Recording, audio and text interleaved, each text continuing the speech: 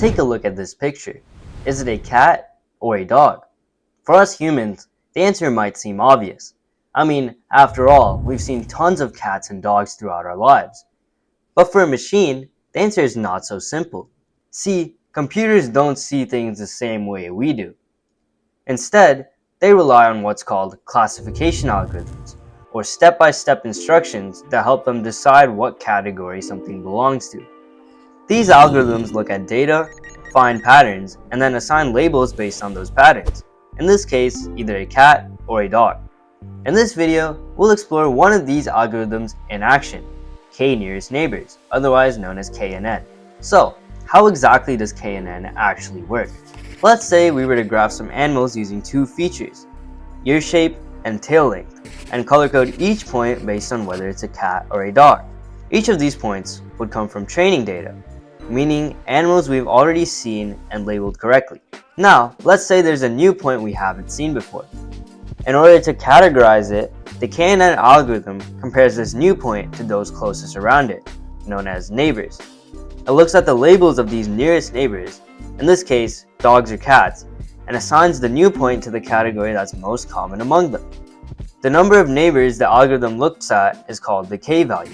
If the k-value is too small, the algorithm might be too sensitive to noise, where one outlying point could skew the result. If the k is too large, it might include too many points that aren't really similar, leading to inaccurate predictions.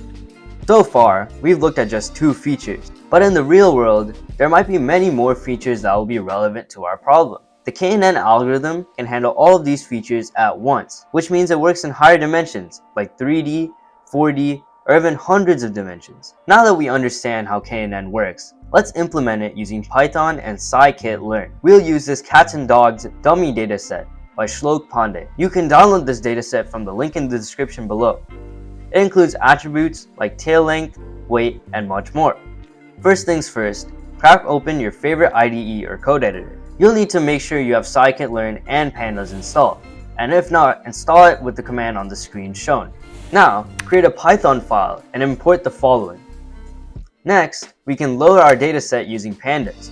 Make sure that your CSV file is in the same directory as your Python file. After that, we have to separate the input features and the label. The label, in this case, whether it's a cat or a dog, is in the animal column of our dataset. Next, we have to split our data into training and testing sets.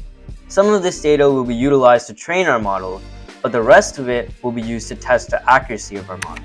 Let's initialize the KNN classifier and set the number of neighbors to 3.